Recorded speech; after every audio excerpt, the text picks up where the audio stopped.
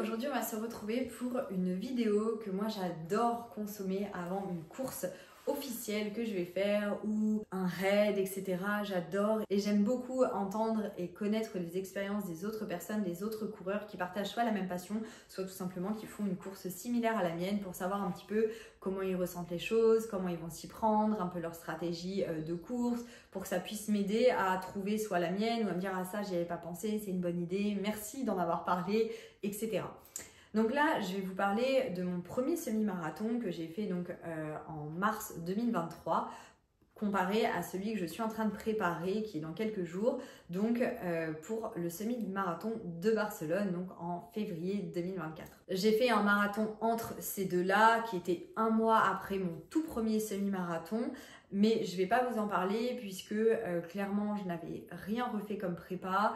Je m'étais vraiment laissé vivre en termes de sport en faisant uniquement du sport comme j'avais envie de le faire et pas comme une application, un programme ou une tierce personne me l'imposait. Attention, quand je dis me l'imposait, c'était par rapport à un objectif que je m'étais fixé. Mais voilà, ayant complètement changé ma façon de faire du sport depuis que je m'entraîne pour avoir des allures spécifiques, et bien après ces 8 semaines intenses où je devais suivre uniquement ce qu'il y avait écrit et je dirais pas que je ne prenais pas plaisir parce que j'en prenais mais ça me demandait énormément d'énergie en fait de devoir faire du fractionné, du seuil, de l'endurance fondamentale.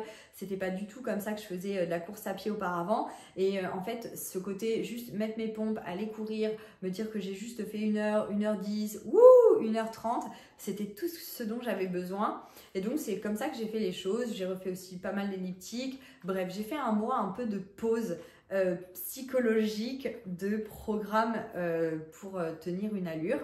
Donc voilà, c'est pour ça que je ne vais pas vous en parler, j'avais rien changé à la première fois et d'ailleurs à tel point que j'ai pratiquement fait le même temps. Si j'ai pas fait le même temps exact, c'est parce que je me suis arrêtée durant la course faire pipi, mais voilà, ça n'avait rien changé. En tout cas, pour mon premier semi, je l'ai fait avec une application qui était très très bien, c'était DK Coach. Aujourd'hui, si je dois vous en conseiller une, je vais plutôt vous conseiller Runmotion, mais on en reparlera si un jour vous voulez que je vous explique le pourquoi du comment. Mais bref, DK Coach étant une application gratuite qui a été très bien, puisque je m'étais entraînée pendant 8 semaines pour faire 1h50 au semi-marathon et j'ai fait 1h43 au semi-marathon grâce à DK Coach. Là, je suis avec un coach en club d'athlétisme depuis le début en fait de ma préparation pour le semi-marathon de Barcelone, c'est-à-dire bientôt 9 semaines. J'ai fait donc avant cette préparation-là, j'ai fait une préparation au marathon avec Runmotion justement, mais je n'avais pas de marathon où j'étais inscrite.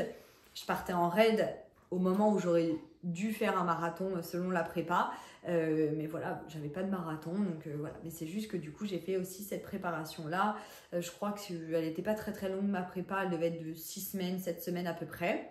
Donc voilà, dans ma vie j'ai fait donc 3 préparations, une semi, une marathon, où j'avais pas de marathon à faire, et celle-ci du semi. Donc, ce que je peux vous dire déjà, c'est que pour mon premier semi, il y a plein de choses qui sont différentes par rapport à là, comment j'appréhende ce nouveau semi où je vais essayer de faire un temps et déjà de battre mon temps à moi de 1h43. Pour mon premier semi, ce qu'il faut savoir, c'est qu'il n'y avait pas de renforcement musculaire mis dans les séances avec DK Coach. Ce qui n'est pas le cas avec Runmotion ni avec mon coach qui, durant la préparation, je suis obligée de faire du renforcement musculaire, des étirements, des séances d'étirement le soir. Donc ça, voilà, ça c'est déjà quelque chose d'hyper important. C'est pas du tout quelque chose que je faisais déjà avant. Je faisais jamais de renfo, tout simplement parce que j'ai toujours fait du sport dans une idée d'équilibrer mes journées entre mon sport, ce que je peux manger en plus parce que j'ai fait du sport, je fais un peu plus de sport, je peux manger encore un peu plus, donc j'étais très contente comme ça me convenait très bien, j'ai toujours aimé mon corps comme il était. Le renforcement musculaire, comme je suis pas hyper épaisse, du coup j'ai l'impression que tout de suite mes muscles se dessinent, ce qui peut paraître logique, et donc ça se voit et c'est pas le rendu que j'aime bien, donc du coup j'en faisais pas. Mais là, eh bien, comme quoi, quand on change d'objectif, eh bien, on change pas mal de choses, quitte à même changer ce qui pour nous était jusque-là pas le plus important, mais le truc qui fait qu'on faisait du sport, en gros, avec la santé. Eh bien, je me suis mise au renforcement musculaire pour cette préparation-là. parce que voilà, j'ai compris qu'il fallait absolument en faire, ce qui évite les blessures, ce qui permet aussi d'être plus résistant, avoir des muscles qui sont donc plus résistants aux chocs, aux impacts, à la récupération aussi après les courses et aussi par rapport à tout ce qui va être des contractures, etc. Même pour les genoux, bref, les articulations et les muscles en général. Le renforcement musculaire quand on fait de la course à pied de compétition, c'est important. Quand je dis de compétition, il suffit juste que vous fassiez 2 courses dans l'année et on peut considérer que vous êtes en compétition parce que vous allez avoir des objectifs à tenir et donc vous allez faire des allures spécifiques et donc tout ça va faire que votre corps aura besoin de certaines choses, renforcement musculaire par exemple et beaucoup de protéines. Voilà. Donc déjà c'est ce que je n'avais pas fait pour le premier semi. Le premier semi j'ai fait une belle erreur, c'est qu'en fait j'étais avec l'application. J'avais pas une personne qui me disait non tu fais pas ça, non tu fais pas ça. Et moi j'ai ce caractère là, j'ai mon mari en face de moi qui lui est très scolaire, il fait ce qu'on lui demande et c'est tout. Il considère que le plan a été fait pour que ce soit juste suivi, on n'en fait pas plus. Et il y a moi qui a un plan et qui me dit ouais mais quand même je vais rajouter une petite séance parce que ça me fait plaisir, ouais mais quand même j'ai envie d'aller courir avec ma pote là, c'est l'heure, elle va courir, je vais avec elle, ça me fait toujours une sortie de plus et j'adore ça. Bref, et donc en fait, ce qui s'est passé, c'est que pas de renfort, d'un coup des séances qui étaient beaucoup plus intenses, beaucoup plus fortes aussi physiquement. J'ai eu une grosse douleur à ma cuisse. C'était donc une contracture musculaire qui a mis plus d'1 an à partir. J'ai beau voir le kiné, j'ai fait de la cryo, j'ai fait voilà, des étirements, etc.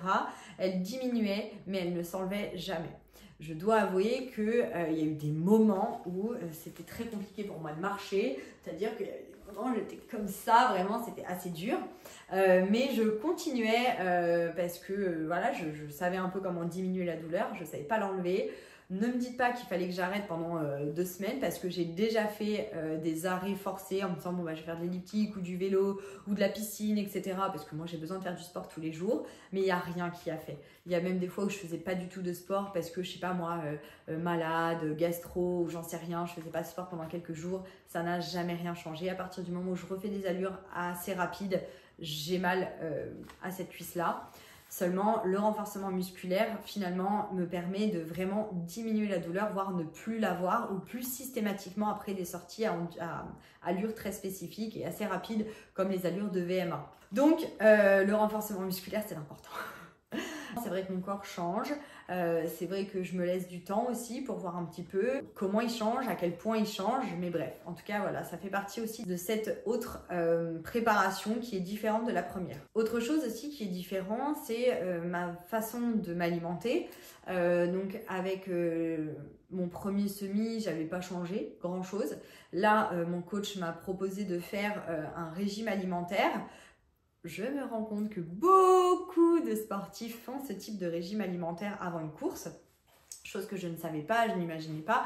J'ai souvent entendu dire je suis un marathon, j'ai un régime alimentaire particulier, mais pour moi, ça voulait tout dire et rien dire. Je ne m'étais pas penchée sur le sujet non plus. Là, en l'occurrence, j'en suis un.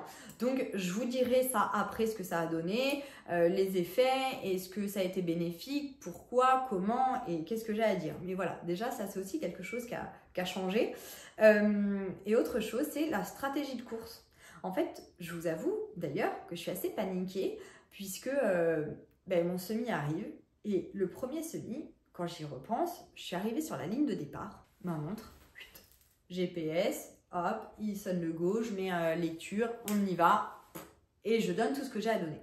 Je me rappelle que donc je voulais faire ce semi en 1h50, donc il fallait que je sois à 5 minutes du kilomètre, donc elle dure 5 minutes du kilomètre. Je me rappelle avoir regardé ma montre plusieurs fois et à chaque fois j'étais nettement moins que 5. Donc j'étais des fois à 4,10, à 4,20, à 4,50, à 4,45. Des fois, j'étais à 5,15.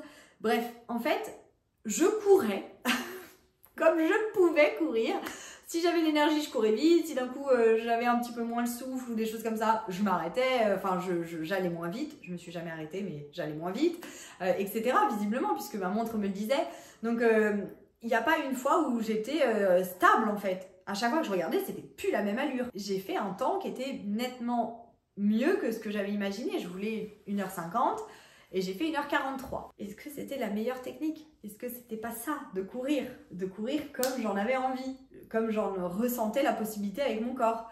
Bien que les 2 derniers kilomètres, il y a un petit ange, si un jour si elle s'est mise à me suivre depuis ce jour-là, un petit ange qui est arrivé à mes côtés et qui m'a dit « Allez, on termine ensemble ». Mais moi, j'étais épuisée, j'avais déjà tout donné sur la course. J'avais déjà eu mon gel, mon ci, mon là, enfin bref, j'ai des gels Isostar. C'était tout, moi là, les jambes, elles étaient, c'était bon quoi. Les 2 derniers kilomètres, je faisais comme j'avais fait au début de la course, comme je pouvais avec l'énergie que j'avais. Et elle arrive à mon niveau et elle me dit allez Lélé, on y va, il reste 2 km, tu me suis. Mais tu me suis, toi, t'as les jambes visiblement assez fraîches parce que elle n'avait pas de dossard, c'est ce qu'elle m'a expliqué. Moi, j'ai pas de dossard, je viens de prendre la course au milieu. Allez, je t'emmène sur la fin, ça me fera plaisir de passer la ligne d'arrivée. Et là, je me dis mais qu'est-ce qu'elle me dit? Bref, et puis bah bélier que je la suis. Mais à plusieurs moments, peut-être au moins 3 fois, je lui ai dit, avant de comprendre qu'elle n'avait pas de dossard et qu'elle jouait rien du tout, je lui dis continue sans moi, j'y arrive plus, continue sans moi, je vais continuer à mon rythme quoi. Et elle m'a dit non, allez. Bref. Et donc c'est ce qu'on appelle un pacer. Dans le milieu du running, il s'avère que beaucoup de personnes ont recours à des pacers.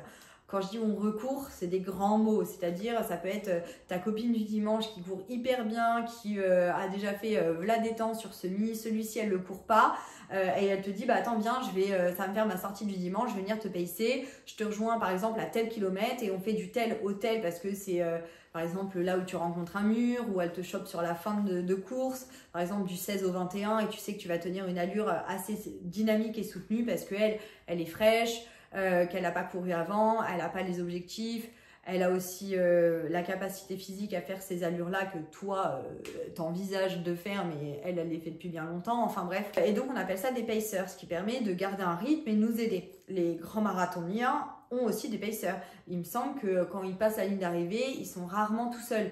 Ils sont souvent avec quelqu'un, voire des fois avec plusieurs personnes qui les aident à garder le rythme et qui leur permet de maintenir leur rythme. Espérer. Et donc bref, en fait, elle a fait ça avec moi sur les 2 derniers kilomètres. Donc je me souviens très bien comme c'était dur. Et là, je les ai fait les séances d'entraînement où par exemple, où je cours pendant 1h30 et là, le dernier quart d'heure, il faut que je fasse à allure que je vise au semi et que je suis incapable de faire parce que j'y arrive toujours pas. Parce que j'y arrive pas en fait, j'arrive pas une fois que j'ai couru pendant 1h30 à allure endurance fondamentale à dire à mes jambes bon bah maintenant tu cavales. Pas du tout, mes jambes elles sont pas d'accord, mon cerveau non plus, il est en mode tranquille, sortie du dimanche, sortie longue, on est en 6, va pas nous faire chier avec ton 4 quelque chose là, non. Donc du coup, je sais comme c'est dur. Et là quand mon coach il me dit bon bah là tu vas commencer à une allure donc plus haute que ce que je vise, donc par exemple au lieu que ce soit du 4,40 il faut que je fasse du 4,50 ou du 5 ou même du 5,5 et qu'après il va falloir que je reparte là, je me dis mais je vais jamais y arriver. Là, en fait, je vais juste m'emplâtrer ma course. Et donc, lui, il m'a dit, tu pars doucement, donc plus doucement que l'allure que tu vises. Et au bout de 2-3 km, tu essaies de t'en rapprocher jusqu'à la choper et tu la lâches plus. Et à la rigueur, vers la fin de course, tu vas plus vite. Et là, je me dis, mais je vois pas comment je vais faire.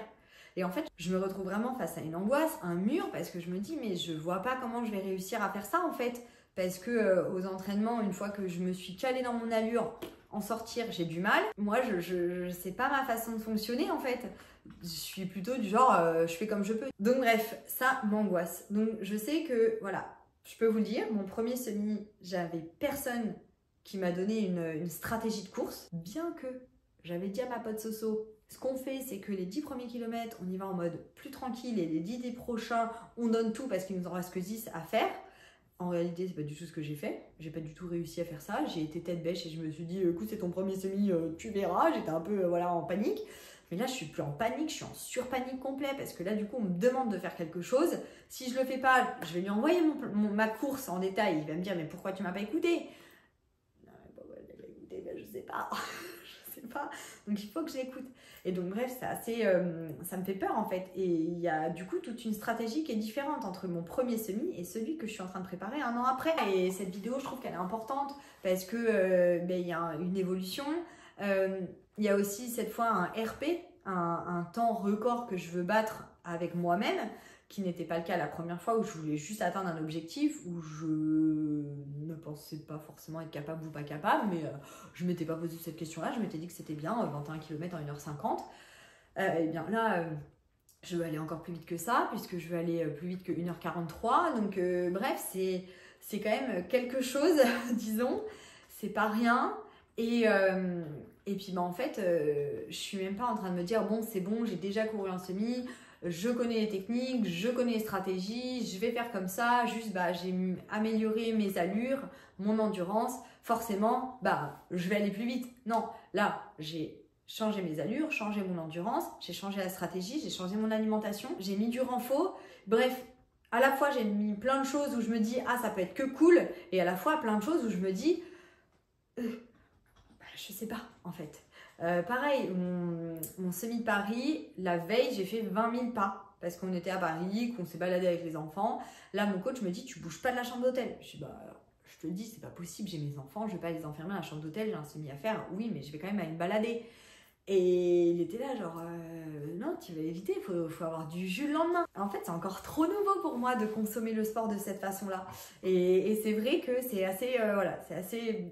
Je vous donne plein de petites choses comme ça dans cette vidéo, prenez-les comme vous pouvez, prenez-les avec, bah, voilà, avec l'expérience que vous avez vous. Mais c'est vrai que c'est pas toujours évident de changer comme ça du tout au tout sa façon de voir le sport, de pourquoi on le fait, comment on le fait. Je le fais, ça se fait. Mais voilà, en tout cas, sachez-le, je suis hyper stressée puisque du coup, je vais devoir suivre une stratégie qui n'est pas la mienne de manière automatique, mais plutôt qui doit être celle que je dois employer. Et pour moi, c'est hyper bizarre de faire ça. Donc j'ai très peur parce que bah, les fois où j'ai essayé, ça fonctionnait pas. Donc voilà, là je sais que cette semaine, je dois être un peu au repos. Pour moi, je me dis, mais pourquoi il faut que je sois au repos? Est-ce que vraiment ça va changer quelque chose à ma course? Bref, c'est compliqué. À la fois, je vais faire ce qu'il faut. Mais voilà, mon déroulé de course pour mon premier semi et mon déroulé de course pour mon autre semi un an après ne seront visiblement pas les mêmes. On verra, je vous ferai une vidéo après pour voir ce que j'ai écouté. Mon instinct, qui parfois est un peu voilà, roue libre, ou est-ce que j'ai été disciplinée? Est-ce que ça m'aura servi d'être disciplinée? Est-ce que je pourrais vous dire, franchement les filles, les coachs, ils sont là, c'est pas pour rien? Ou est-ce que je vous dirais, moi, ça m'a pas aidé? Je sais pas. Et à la fois, ça peut aussi être le cas de ça m'a pas aidé ce jour-là parce que j'étais pas bien, j'étais constipée, j'avais envie de faire caca tout le long de la course. Donc voilà, et ça m'est déjà arrivé ce genre de choses. Et croyez-moi que préparation ou pas, bah, c'est foutu quoi, dans le sens fais ce que tu peux, sauve les meubles, mais à partir du moment où tu as ce genre de problématique et d'inconfort sur une course, tu peux avoir le meilleur coach du monde, tu peux avoir fait la meilleure préparation du monde, tu sais que t'es dans la merde. Bref, voilà ce que je peux vous dire les filles. En tout cas, je stresse beaucoup. Je pense qu'il y a aussi... bah, ce côté où bah, il y a l'exposition des réseaux sociaux. C'est vrai que quand on fait une course, je pense que vous le voyez pour toutes celles qui ne sont pas sur les réseaux, parce que je pense que cette vidéo peut être regardée aussi bien par des personnes qui sont du métier, par des personnes qui sont sur les réseaux, par des personnes qui sont complètement novices à tout ça, ou juste sur la thématique du running et loin des réseaux sociaux. Mais sachez-le, quand en fait on parle trop de ces objectifs. Alors moi je donne jamais mes temps parce que j'ai trop peur à chaque fois. J'aime pas du tout. Mais en tout cas à chaque fois que je dis une course avant, j'aime pas, ça me met une pression supplémentaire en fait. Parce que des fois je me dis que même les gens que je connais pas vont attendre quelque chose de moi, que même moi je suis pas capable de donner, mais eux savent pas que je suis pas capable de le donner, moi je le sais. Enfin bref, et je fais partie de ces personnes-là que ça stresse en fait, qu'on attende quelque chose peut-être de trop important pour que je suis pas capable de donner. Donc du coup ça me donne un stress parce que j'ai pas envie de décevoir et à la fois j'ai pas envie non plus de me décevoir, enfin bref c'est tout un truc. Donc voilà, je vais faire le semi de Barcelone. J'ai peur parce qu'en plus de ça j'ai un coach à qui je vais devoir donner mon temps et j'ai pas envie qu'il soit déçu. À la fois là-bas je le fais pas du tout pour lui, je le fais pour moi, mais je le trouve hyper pro et j'ai pas envie de décevoir son professionnalisme et toute l'énergie qu'il met dans les prépas qu'il nous donne. Enfin voilà, j'ai mon papa qui vient me voir et ce sera la première course où il sera là. J'ai mes enfants qui font de l'athlé, donc j'ai envie, même s'ils n'ont pas du tout conscience des allures, etc., ben, j'ai envie de leur montrer que je suis fière de moi. C'est le premier semi-marathon de mon mari qui court avec moi. Enfin bref, il y a beaucoup de choses qui font que j'ai un gros stress avec le semi. Je pense que je pourrais vous trouver 1000 autres facteur de stress pour toutes les autres courses que j'ai en prévision ou que j'ai déjà fait. Et voilà.